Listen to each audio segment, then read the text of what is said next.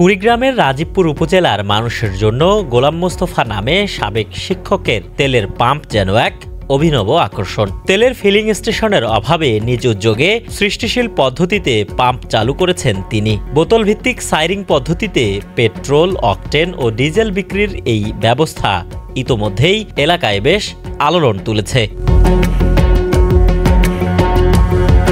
গোলাম মোস্তফা রাজীবপুর সরকারি কলেজের সাবেক ভাইস প্রিন্সিপাল। সিলেট থেকে বিশেষ এক ধরনের বোতল এনে উপজেলার বটতলা সড়কের পাশে তৈরি করেছেন এই পাম্প। প্রতিটি বোতল নির্দিষ্ট দাগ অনুযায়ী মাপ নির্ধারণ করে দেয়, যা থেকে তেল পরিমাপে কোনো ধরনের হেরফের হয় না। দূর দূরান্ত থেকে আসা ক্রেতারা এই পদ্ধতিতে তেল নিয়ে সন্তুষ্টিও প্রকাশ করছেন। 1 লিটার নিলে এক দাগ কমে আর কি জায়গায় নতুন সিস্টেম দেখছি, জায়গায় এই প্রথম ফার্স্ট টাইম, এটা অনেক ভালো। দীর্ঘমেয়াদী পাম্প আমি তেলে উঠেই মোটামুটি ভালো, আপনার মাপও মোটামুটি ভালো আছে।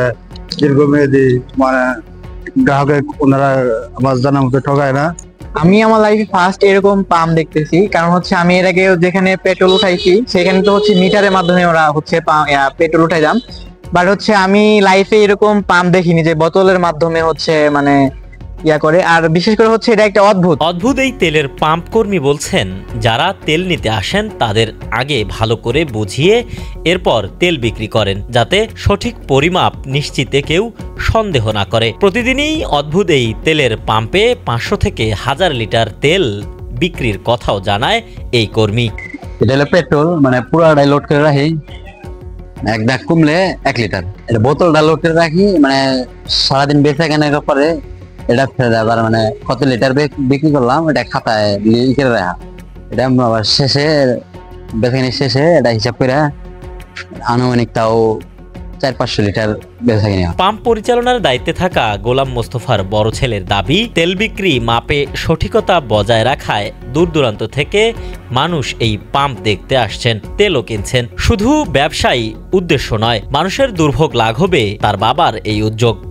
আমার বাবা এই পাম্পটি এমন ভাবে আবিষ্কার করছেন, এর মাপের কোনো কম বেশি হয় না। আসলে এই পাম্পটি দেখতে দূর দূরান্ত থেকে অনেকে আসে, এসে তারা অবাক হয়ে যায় যে এই পাম্পটি তো ডিফিকাল্ট, অন্যরকম একটা পাম্প। অদ্ভুত এই তেলের পাম্প উদ্ভাবনে এলাকার মানুষের জীবনযাত্রা অনেকটা সহজ হয়েছে, যার ফলে গোলাম মোস্তফা হয়ে উঠেছেন অনন্য এক উদাহরণ।